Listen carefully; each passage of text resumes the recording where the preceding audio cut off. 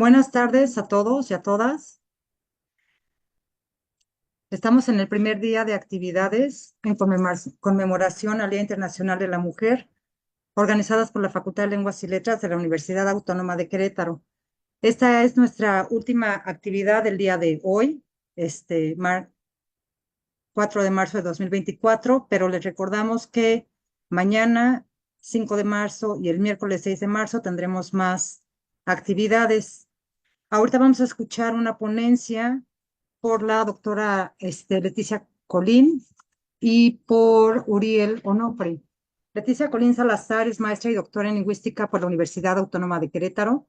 Actualmente es investigadora en el Centro de Lingüística Hispánica Juan M. López Blanch del Instituto de Investigaciones Filológicas de la UNAM, en donde además imparte cursos sobre semántica, lexicología y análisis del discurso. Uriel Onofre es pasante de la licenciatura en Lengua y Literaturas Hispánicas de la Facultad de Filosofía y Letras de la UNAM. Actualmente realiza su servicio social en el Instituto de Investigaciones Filológicas de la UNAM, con un proyecto sobre análisis del discurso en canciones de reggaetón y lenguaje inclusivo no binario. Bienvenidos, Leti y Uriel. Leti, voy a dejar de compartir pantalla para que ustedes puedan compartir pantalla.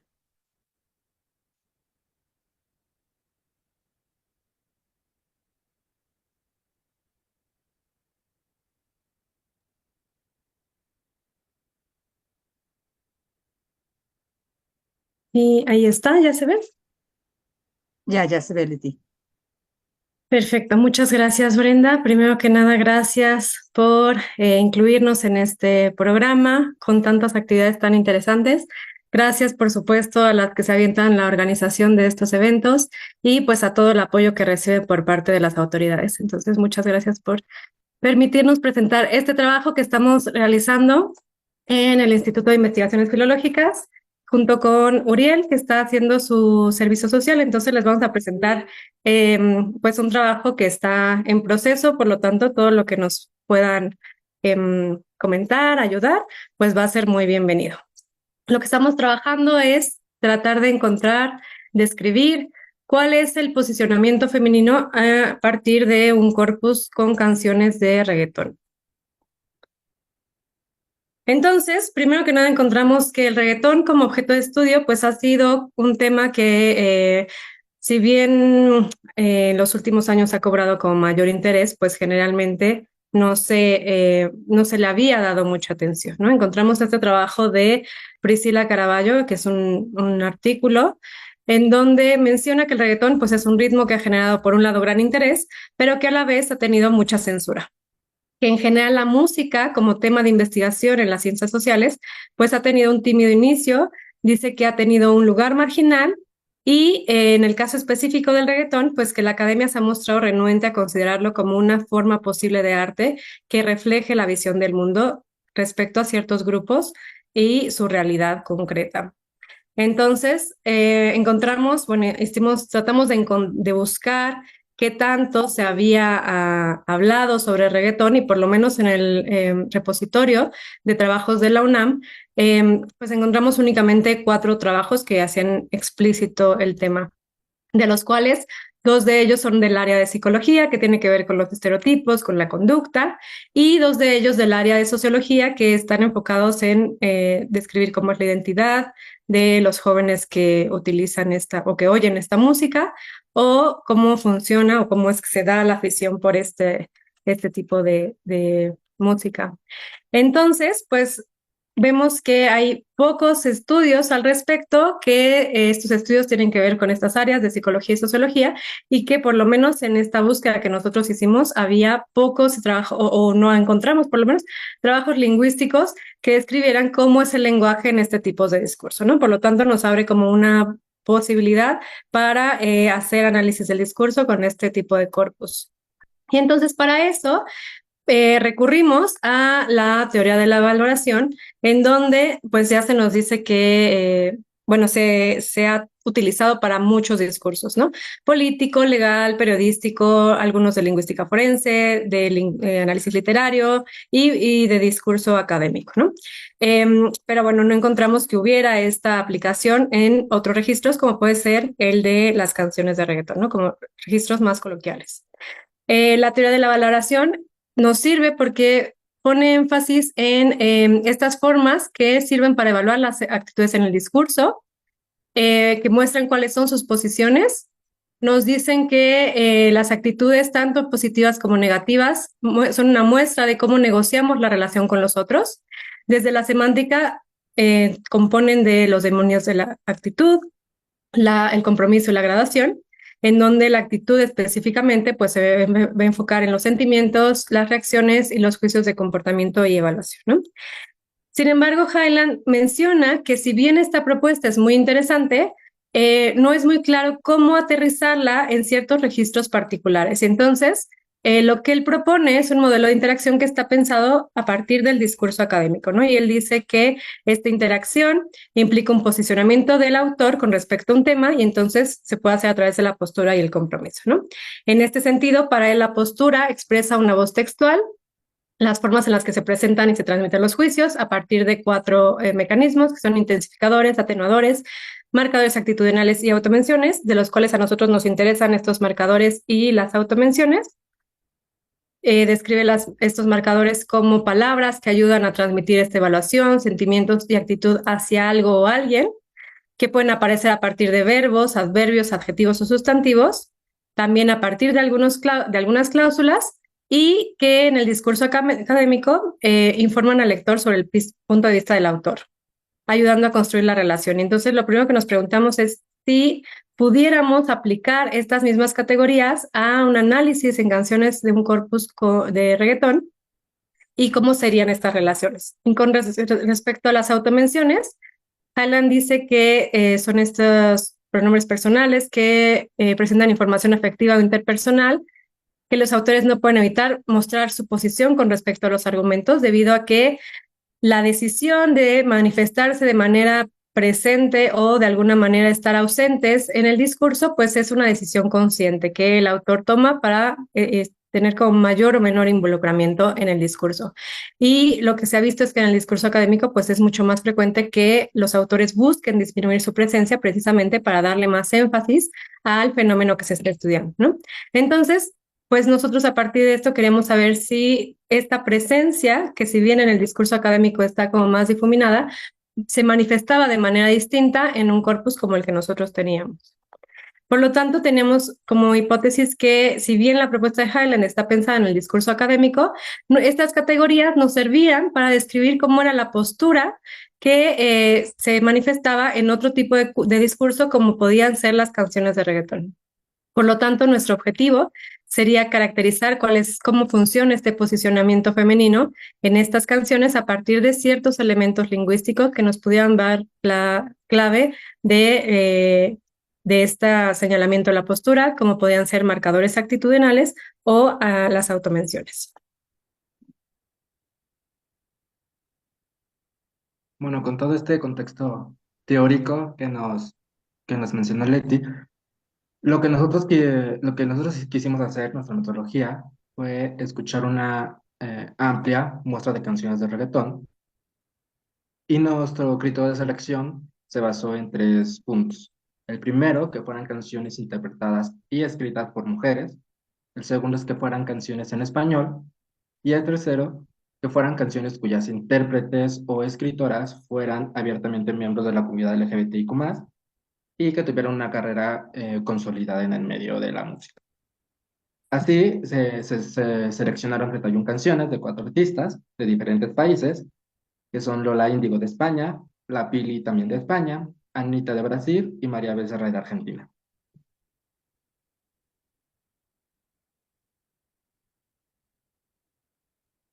Una vez hecha la selección, buscamos ejemplos donde existieran rasgos de su posicionamiento y encontramos un total de 466. También fue muy interesante encontrar y darnos cuenta de que en todos estos ejemplos, eh, la cantante, la intérprete hablaba sobre sí misma, sobre, sobre otra mujer o con otra mujer, o sobre o con otro hombre. Y a estos 3 los denominamos participantes. Estos ejemplos o marcadores los clasificamos en diferentes temas, que es eventos, afectividad, ánimo, cuerpo, defensa, desinterés, erotismo, hermandad, imagen, personalidad, poder, reproche y sexo. Aquí los tenemos más explicados. Con el tema de evento nos referimos a acciones con algún marcador actitudinal que realiza cualquiera de los tres participantes. El tema de afectividad señala relaciones sentimentales con algún participante. El tema de ánimo, en el tema de ánimo se expresan, son expresiones que sirven para alentar a alguno de los tres participantes. En cuerpo hace menciones referentes a partes físicas de alguno de los tres. En tema de desinterés se muestra indiferencia hacia otro participante. En erotismo se expresan relaciones de deseo sexual. En el tema de la hermandad, los ejemplos demuestran relaciones de sororidad entre los participantes. En imagen son menciones a expresiones o características físicas, como lo son la ropa o el maquillaje de alguno de los tres participantes. En el tema de la personalidad, se aluden a características de comportamiento. En poder, se exhiben relaciones jerárquicas entre los participantes. Y algunos de ellos tienen matices de sumisión o de amenaza. En el tema de reproche, se manifiestan reclamos hacia algún otro participante, y en sexo, los ejemplos revelan algún tipo de contacto físico a nivel sexual. En esta tabla podemos ver que el 91% de los ejemplos son considerados como marcadores, y un solo 9% de los 465 son automenciones. Como los marcadores tienen un mayor porcentaje, decidimos centrarnos un poco más en ellos que en las automenciones.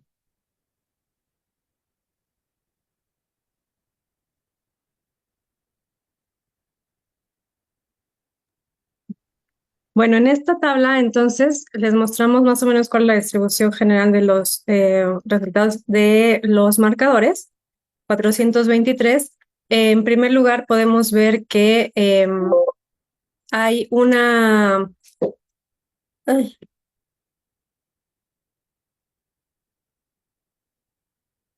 Bueno, que lo más frecuente es que cuando están hablando con respecto a lo que llamamos participantes, sea sobre sí mismas, ¿no? Entonces, en el 60% de los casos hablan sobre sí mismas, después le hablan a una mujer, y solamente en 16% de los casos habla hacia un hombre, ¿no? Con respecto a estas categorías que creamos para los marcadores, vimos que lo más frecuente era que se hablara acá tenemos sobre la personalidad, después sobre el poder y finalmente sobre el cuerpo. Específicamente estas categorías para cada participante, pues vemos que eh, cuando le está hablando un hombre, lo más frecuente es que hable de poder, después de desinterés y después de erotismo. Cuando le está hablando a una mujer, lo más frecuente es que tengan temas de hermandad, después de personalidad y por último de poder. Y cuando está hablando cuestiones sobre sí mismas, lo más frecuente es la personalidad, después el cuerpo y finalmente el poder. De manera general, eh, los resultados son que los tres temas más frecuentes en los tres participantes son el de la personalidad, el del poder y el del cuerpo. Algunos ejemplos lo tenemos en uno con decidida o en dos con dura.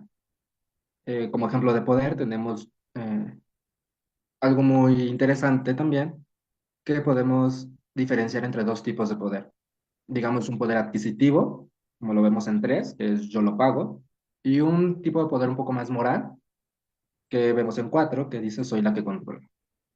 Otro tema frecuente es el cuerpo, que podemos ver en cinco, tu gordita favorita, muslona. En seis, me puse más buena.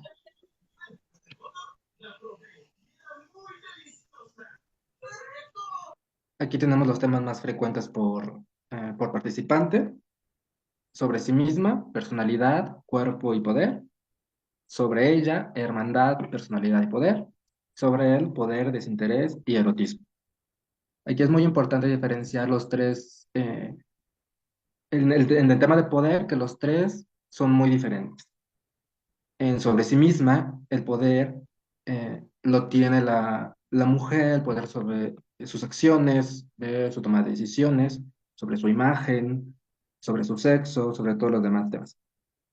En sobre ella, el poder cae nuevamente en la mujer y en sobre él es completamente diferente en los otros participantes porque él no ejerce ningún poder, sino al contrario, es el poder que ejercen sobre él. Aquí tenemos ejemplos de participantes sobre sí misma. Desinterés, cuerpo y poder, como ya dijimos, son temas frecuentes. Un ejemplo lo vemos con 7 en superior, el cuerpo. 8 nos muestra jelly y grasa como elementos corporales quizás no muy hegemónicos. Y el ejemplo de poder, tenemos aquí otro poder más de adquisición con el verbo facturar, en 9. En sobre ella tenemos los principales temas, hermandad, personalidad y poder. En hermandad tenemos 10. eh, Muslona, vamos. Eh, Aquí es muy interesante el verbo en primera persona del plural, que invita a generar empatía, a generar comunidad, cierto sentido de pertenencia, ¿no? En personalidad, con 11, vemos codiciada. Y en poder, en 12, la libertad, ¿no? Como ejemplo de poder. En sobre él, los tres temas más frecuentes, poder, desinterés, erotismo. Como ejemplo de poder tenemos 13, que es tengo el control. Aquí es lo que mencionaba hace un momento, que es el poder que, no el poder que ejerce él, sino que ejercen sobre la figura masculina. En 14, como ejemplo de desinterés, no es patina más. Y en 15, como ejemplo de erotismo, tenemos el verbo desear.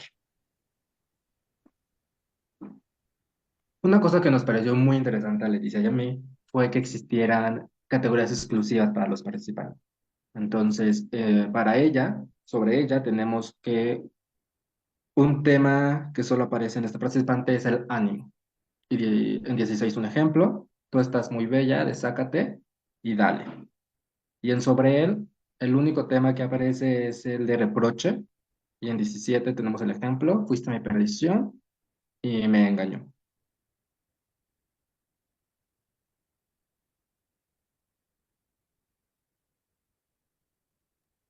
Bien, entonces, además de estos elementos que ya les mencionó Uriel, encontramos que justamente el tema que estaba más presente era el de la personalidad. Entonces tratamos de ver, bueno, cuáles eran como las características o los rasgos que se les estaban dando a estas mujeres a partir de esta categoría de personalidad.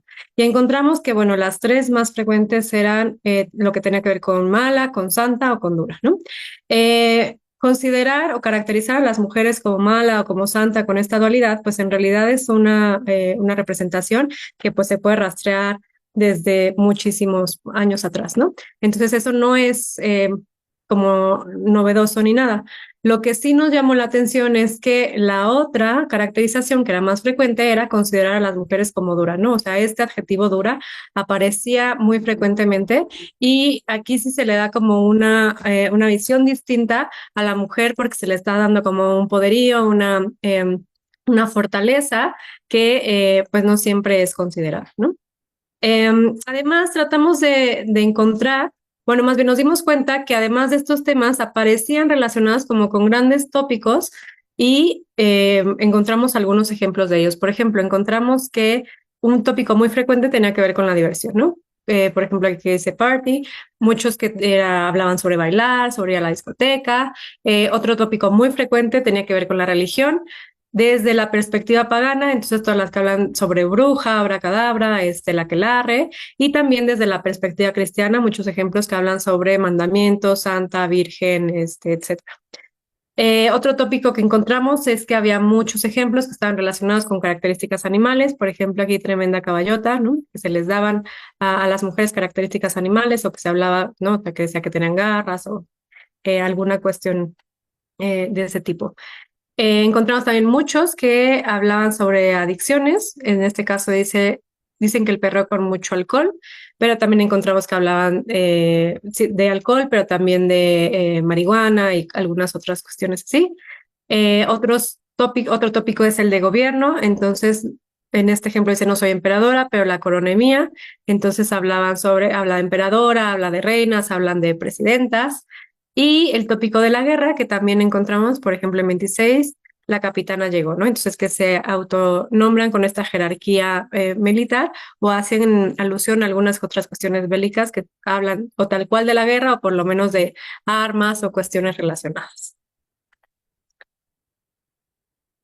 Bueno, en cuanto a las automenciones, que fue el 9%, podemos decir que la presencia discursiva de él o de la cantante no es exclusiva de las mujeres ni tampoco del género del reggaetón, sino es un recurso frecuente, por así decirlo. Entonces, la combinación con los elementos que ya mencionó Leti o que ya mencioné yo, sirven para realizar la figura femenina y su posicionamiento respecto a los tópicos que ya presentamos, ¿no? Es como decir, esta mujer que es dura, que es transgresora, que es bruja, que es de talla grande, que es grasosa, es poderosa, que es aliada, está presente, ¿no? Y con estas automenciones hace explícita su presencia dentro del discurso que está presentando en su música. Entonces, pues nada más para concluir, podemos ver que este posicionamiento en las canciones de reggaetón escritas e interpretadas por mujeres se muestran a partir de diferentes elementos. Por ejemplo, los marcadores actitudinales que destacan la personalidad tanto de las intérpretes como de otras mujeres a las que les cantan. Además, estos marcadores actitudinales tienden a expresar cierta superioridad a los hombres, ¿no? Como les decía Uriel, uno de los temas que fue más frecuente tiene que ver con el poder, y entonces cuando se habla de poder desde las mujeres es como la imposición del poder, la posesión de ese poder, pero cuando se habla de poder hacia los hombres, más bien es la imposición de ese poder, ¿no? Cómo ejercen el poder en los hombres.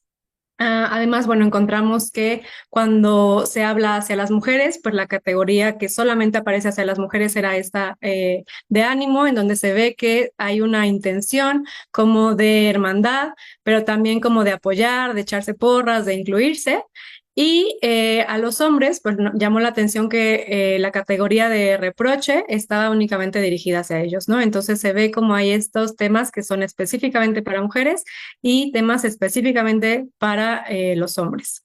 Además, como les mencionó ya ahorita Uriel, las automenciones, que si bien no son exclusivas de este género, pues sí nos suman a esta consideración como de la presencia, de la reafirmación, del realzamiento de la posición que tienen las mujeres dentro del discurso y que se ve manifestada a partir de todos esos ejemplos que veíamos, ¿no?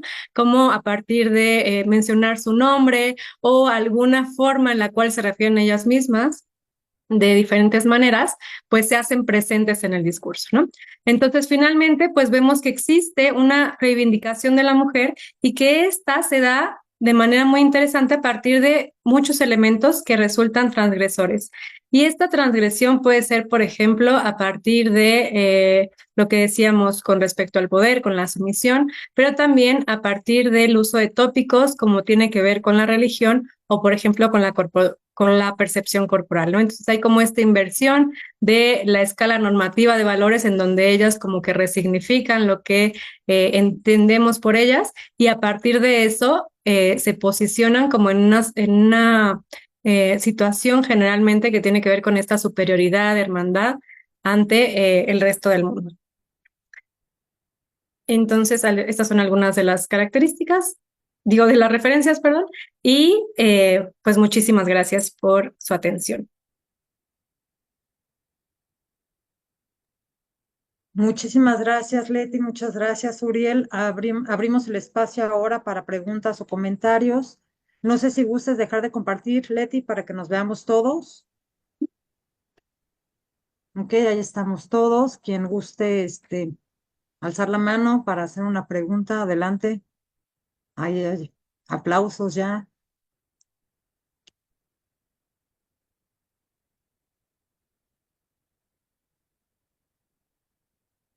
¿No? ¿Nadie que se anime? ¿Qué fue lo que más les gustó del trabajo, Leti?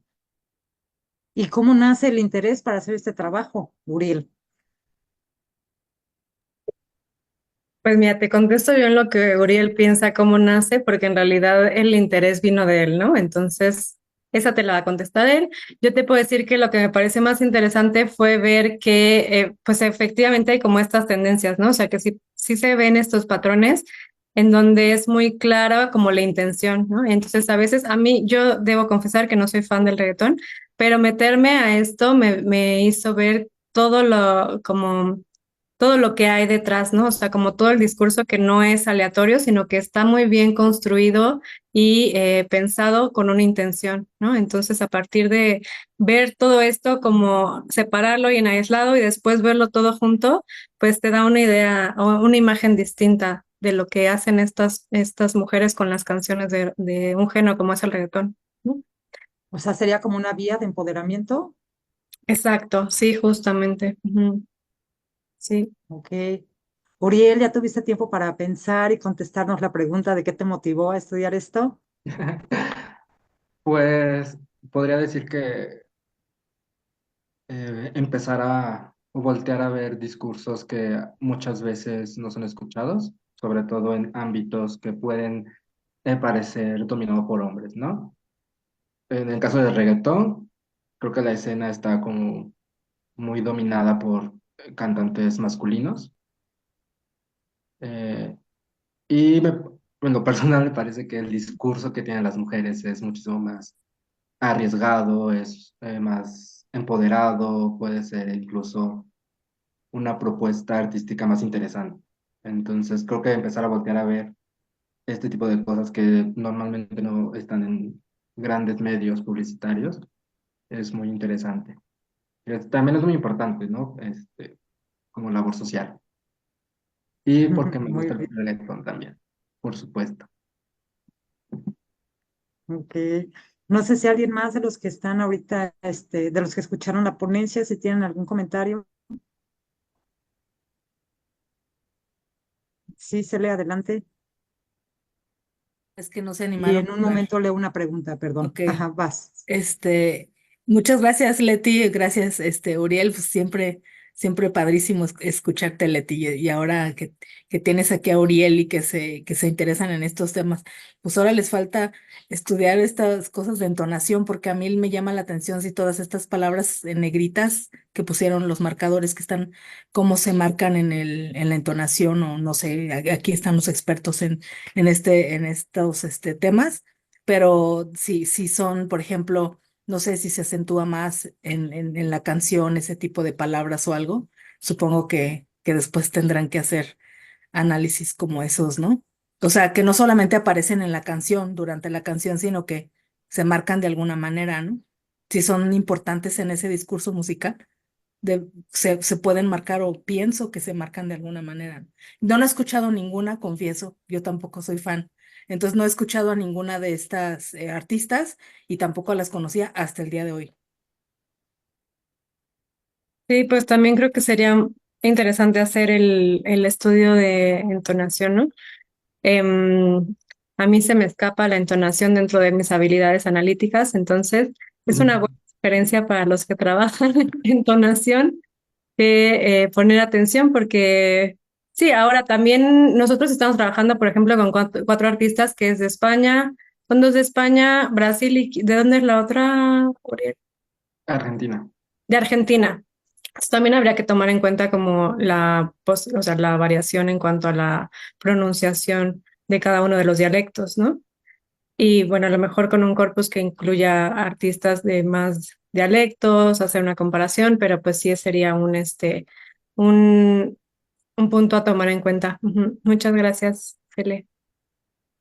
Aquí en el chat tenemos una pregunta y luego un comentario. La pregunta es, ¿qué pasa con el reggaetón que hacen los hombres? ¿Cómo queda, en ese caso, la imagen de la mujer? Y luego esta misma persona, que supongo que es Pili, dice, lo siento, estoy desde el teléfono y no puedo encender cámara ni micrófono, pero muy, muy interesante y revelador. Muchas gracias. Entonces, bueno, ¿qué pasa con los hombres en este género musical?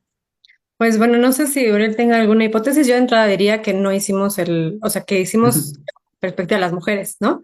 Entonces, que sería también muy enriquecedor, a lo mejor contrastarlo con un corpus de canciones escritas por hombres, ¿no? Y a lo mejor ver en donde hablan, dice que sí es Pili, en donde hablan Sí. sobre mujeres, cómo es el discurso escrito por hombres que se refieren a mujeres, ¿no? A ver cómo contrastarlo.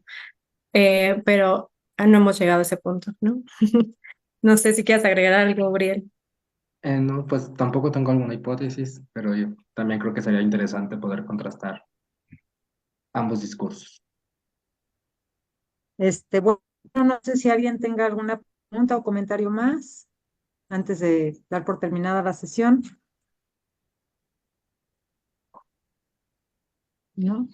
Agradecemos muchísimo su participación, muy interesante su tema, muy original, y espero que ahí también les dicen muchas gracias, felicidades. Espero que sigan la transmisión, ¿no? Las transmisiones el día de mañana, porque seguimos con actividades conmemorando el Día Internacional de la Mujer. Pues muchas gracias y muchas felicidades. Bonita tarde a todos. Gracias. Buenas tardes. Gracias.